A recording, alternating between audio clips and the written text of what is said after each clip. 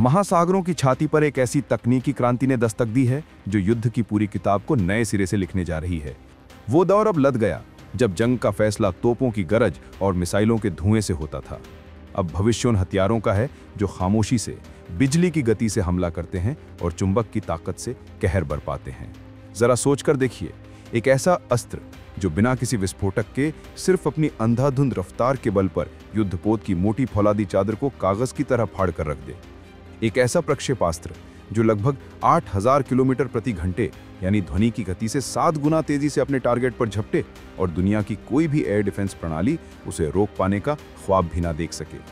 हाल ही में जब जापान ने अपनी नौसेना के जहाज से इस हथियार का सार्वजनिक परीक्षण किया तो दुनिया भर की राजधानियों में खलबली मच गई।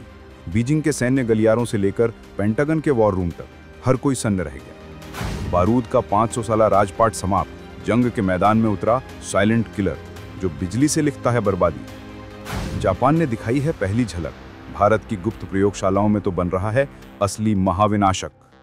आवाज से 7 गुना तेज प्रहार, दुश्मन को सोचने का भी मौका नहीं देगा ये इंद्र का वज्र। सुपर पावर अमेरिका ने जिसे छोड़ा अधूरा, उस तकनीक पर एशिया की 2 शक्तियों ने कर लिया है कब्जा। ना कोई मिसाइल, ना कोई बम, सिर्फ धातु की एक गोली से होगा दुश्मन का पूरा बेड़ा चकनाचूर।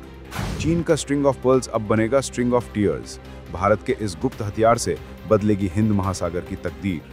अमेरिका, जो खुद को टेक्नोलॉजी का बेताज बादशाह मानता है, वो भी 2 दशकों की मेहनत और खरबों रुपए फूंकने के बाद इस पहेली को सुलझा नहीं पाया था। लेकिन यह दास्तान सिर्फ जापान के कारनामे की नहीं है, यह दास्तान है एशिया के उस नए शक्ति संतुलन की, जहां एक ओर जापान अपनी तकनीकी छलांग का प्रदर्शन कर रहा है तो वहीं दूसरी ओर भारत की अति गोपनीय प्रयोगशालाओं में हमारे वैज्ञानिक इसी तकनीक का एक और भी उन्नत और विध्वंसक रूप तैयार करने में जुटे हैं। हम आपको बताएंगे इस सनसनीखेज खबर की पूरी कहानी, तो वीडियो के अंत तक बने रहिएगा और इस विषय पर अपनी राय कमेंट्स में देना मत भूलिएगा। अब जिस अविश्वसनीय तकनीक की हम चर्चा कर रहे हैं उसे विज्ञान की दुनिया में इलेक्ट्रोमैग्नेटिक रेल गन के नाम से जाना जाता है। इसका नाम जितना तकनीकी लगता है, इसका सिद्धांत उतना ही विनाशकारी और सीधा है। सदियों से हर हथियार एक ही मूल नियम पर काम आता रहा है। बारूद जैसे किसी विस्फोटक में आग लगाओ, उससे जो गैसें पैदा होंगी वो गोली या गोले को आगे की तरफ फेंकेंगी। लेकिन रेलगन इस 500 साल पुरानी परंपरा को पूरी तरह से नकार देती है। इसमें किसी भी तरह के विस्फोटक, केमिकल या गैस का कोई काम नहीं है। ये चलती है भौतिक विज्ञान के एक मूलभूत सिद्धांत और बिजली की दानवी शक्ति पर, जिसे लॉरेंट्स फोर्स कहा जाता है। इसे सरल शब्दों में समझे तो इसमें धातु की बनी 2 समानांतर पटरियां होती हैं जिन्हें रेल्स कहते हैं। इन दोनों के बीच एक धातु के प्रोजेक्टाइल को फंसाया जाता है। इसके बाद एक बहुत बड़े पावर बैंक से पलक झपकते ही लाखों एम्पियर का करंट इन पटरियों में दौड़ाया जाता है। यह बिजली का प्रवाह एक अत्यंत शक्तिशाली चुंबकीय क्षेत्र को जन्म देता है, जो उस प्रोजेक्टाइल को किसी चुंबक के दूसरे सिरे की तरह बेतहाशा बल से आगे की ओर धकेलता है। यह धक्का इतना शक्तिशाली होता है कि प्रोजेक्टाइल की गति 1 सेकंड से भी कम समय में हाइपरसोनिक यानी 8000 किलोमीटर प्रति घंटे के पार चली जाती है। इस गति पर जब एक ठोस धातु का टुकड़ा किसी लक्ष्य से टकराता है तो उसकी अपनी गतिज ऊर्जा ही एक छोटे बम के विस्फोट के बराबर की तबाही मचाती है। जापान की रक्षा एजेंसी ATLAA ने जब अपने जहाज JS असूका से इस रेलगन का परीक्षण किया तो ये एक ऐतिहासिक क्षण था। यह पहली बार था कि किसी मुल्क ने खुले समंदर में एक असली युद्धपोत से भविष्य के हथियार का सफल परीक्षण किया। इस टेस्ट की सबसे बड़ी उपलब्धि थी इसकी ड्यूरेबिलिटी। लगातार 120 गोले दागने के बाद भी इसकी नाल यानी बैरल की सेहत पर कोई बुरा असर नहीं पड़ा। यही वो तकनीकी बाधा थी जिसके आगे अमेरिका के अरबों डॉलर के प्रोजेक्ट ने दम तोड़ दिया था। लेकिन जब विश्व जापान की इस कामयाबी पर हैरान हो रहा था, तब भारत के पुणे शहर में स्थित DRDO की ARDE लैब में भारतीय वैज्ञानिक इस खबर को देखकर आत्मविश्वास से मुस्कुरा रहे थे, क्योंकि भारत इस दौड़ में केवल एक भागीदार नहीं बल्कि अपनी शर्तों पर इस खेल को खेलने वाला एक बड़ा खिलाड़ी है। ये कोई कोरी कल्पना नहीं बल्कि एक ठोस सच्चाई है कि भारत का अपना रेलगन कार्यक्रम 1 दशक से भी अधिक समय से चल रहा है। जब दुनिया के बड़े देश इस तकनीक पर बड़ी बड़ी बातें कर रहे थे, तब भारत पूरी खामोशी के साथ अपनी इस गुप्त शक्ति को विकसित कर रहा था। DRDO ने वर्षों पहले ही 12 mm और 30 mm कैलिबर की रेलगन के जमीनी प्रोटोटाइप का सफलतापूर्वक परीक्षण कर लिया था, जिसमें 7200 किलोमीटर प्रति घंटे से भी ज्यादा की गति हासिल की गई थी। तो फिर जापान की उपलब्धि और भारत की तैयारी में क्या अंतर है? जापान ने इसे एक जहाज पर लगाकर अपनी इंजीनियरिंग क्षमता का लोहा मनवाया है, जो निश्चित रूप से एक बहुत बड़ी कामयाबी है। पर भारत की रणनीति थोड़ी अलग और शायद ज्यादा दूरदर्शी है। भारत का लक्ष्य है पहले जमीन पर इस तकनीक को हर तरह से परखना, इसे 100% भरोसेमंद बनाना और इसकी सभी संभावित कमियों को दूर करना, ताकि जब ये भारतीय नौसेना का हिस्सा बने तो ये अपराजय हो। हमारे वैज्ञानिक उन मुश्किलों को हल करने में जुटे हैं जिनके सामने अमेरिका ने भी हार मान ली थी। मिसाल के तौर पर हर फायर के बाद पैदा होने वाली अत्यधिक गर्मी और दबाव से बैरल का गल जाना। इस समस्या से निपटने के लिए भारत अपने मटेरियल साइंस के ज्ञान का उपयोग करके ऐसी विशेष मिश्रित धातुओं यानी एलॉयज का निर्माण कर रहा है जो इस दानवी दबाव को झेल सकें। दूसरी बड़ी चुनौती है ऊर्जा स्रोत की। एक रेलगन को फायर करने के लिए 1 सेकंड के अंश मात्र में जितनी बिजली की जरूरत होती है, उतनी बिजली एक छोटे शहर को रोशन कर सकती है। इतने बड़े और जटिल पावर सिस्टम को एक जहाज में फिट करना एक बहुत बड़ी इंजीनियरिंग चुनौती है। डीआरडीओ इस दिशा में भी कॉम्पैक्ट और शक्तिशाली कैपेसिटर बनाने पर काम कर रहा है। तो ये जंग सिर्फ एक हथियार बनाने की नहीं, बल्कि उसके पीछे की पूरी वैज्ञानिक और इंजीनियरिंग महारत हासिल करने की है।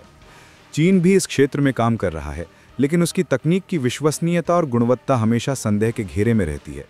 ऐसे में यह भविष्य की रेस मुख्य रूप से भारत और जापान जैसी तकनीकी रूप से उन्नत शक्तियों के बीच ही केंद्रित होती दिख रही है, जो आने वाले समय में इंडो पैसिफिक क्षेत्र की स्थिरता की धुरी बनेंगे।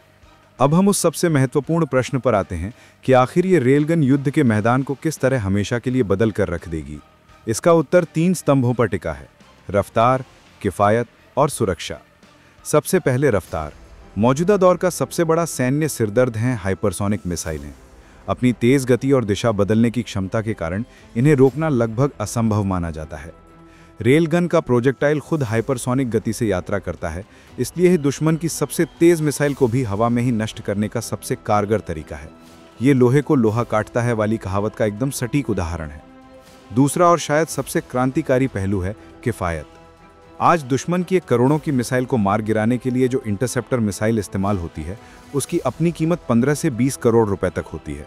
वहीं रेलगन का प्रोजेक्टाइल सिर्फ धातु का एक टुकड़ा है जिसकी लागत कुछ लाख रुपए से ज़्यादा नहीं होगी। अब युद्ध की एक स्थिति की कल्पना करें। दुश्मन ने भारत की तरफ 100 मिसाइलों का एक सैलाब छोड़ दिया। मौजूदा तकनीक से उन्हें रोकने के लिए हमें लगभग 2000 करोड़ रुपए की इंटरसेप्टर मिसाइलें खर्च करनी पड़ेंगी, लेकिन एक रेलगन से लैस भारतीय युद्धपोत यही काम कुछ करोड़ रुपए के खर्च में ही कर देगा। ये युद्ध के पूरे आर्थिक समीकरण को तहस नहस कर देगा। भारत जैसे देश के लिए ये अपने बहुमूल्य संसाधनों को बचाने और किसी भी संघर्ष को अपनी शर्तों पर लंबा खींचने की क्षमता प्रदान करेगा। तीसरा स्तंभ है सुरक्षा। नौसेना के जहाज़ों पर हजारों टन विस्फोटक और मिसाइलें लदी होती हैं, जो उन्हें एक तैरते हुए ज्वालामुखी में बदल देती हैं।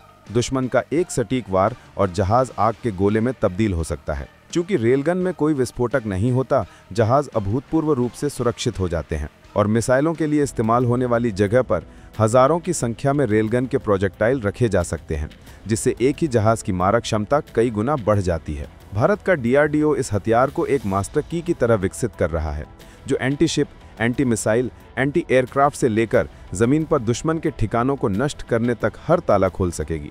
जापान की इस कामयाबी और भारत की ठोस तैयारियों का सीधा असर हिंद महासागर के भू राजनीति पर पड़ना तय है। चीन जो स्ट्रिंग ऑफ पर्ल्स की रणनीति के तहत भारत के पड़ोस में अपने नौसैनिक अड्डे बनाकर भारत को घेरने का सपना देख रहा है, उसकी पूरी योजना पर पानी फिर सकता है। चीन को अपनी नौसेना के विशाल आकार पर घमंड हो सकता है, लेकिन भविष्य की लड़ाइयां जहाज़ों की गिनती से नहीं, बल्कि तकनीक की श्रेष्ठता से जीती जाएंगी। उस दिन की कल्पना कीजिए जब भारत का स्वदेशी विमान वाहक पोत आईएनएस विशाल या कोलकाता श्रेणी के विध्वंसक जहाज डीआरडीओ द्वारा निर्मित विद्युत वज्र रेलगन से सुसज्जित होंगे। हिंद महासागर में प्रवेश करने वाला कोई भी चीनी जहाज हजारों किलोमीटर दूर से ही भारतीय नौसेना की निगरानी में होगा। उसकी कोई भी मिसाइल हमारे जहाज़ों तक पहुंचने से पहले ही आसमान में धूल बन चुकी होगी। ये वो सैन्य ताकत होगी जो चीन को हर विवाद पर बातचीत की मेज पर आने को विवश कर देगी। यह हथियार सिर्फ एक रक्षा उपकरण नहीं, बल्कि भारत की बढ़ती आत्मनिर्भरता और एक वैश्विक शक्ति के रूप में उसके उदय का जीता जागता प्रमाण होगा। यह दुनिया को एक स्पष्ट संदेश देगा कि भारत अब रक्षा प्रौद्योगिकी का आयातक नहीं, बल्कि एक प्रमुख निर्माता और निर्यातक बनने की राह पर है। ये मेक इन इंडिया अभियान की सबसे गौरवशाली उपलब्धियों में से एक होगी। हमें यह समझना होगा कि ये एक मैराथन है, 100 मीटर की दौड़ नहीं।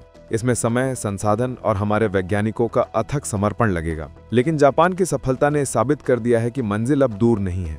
अब ये सवाल हम आपके लिए छोड़ते हैं। आपको क्या लगता है, क्या भारत का डीआरडीओ जापान से भी एक कदम आगे बढ़कर दुनिया की सबसे शक्तिशाली रेलगन बनाकर विश्व को चकित कर देगा?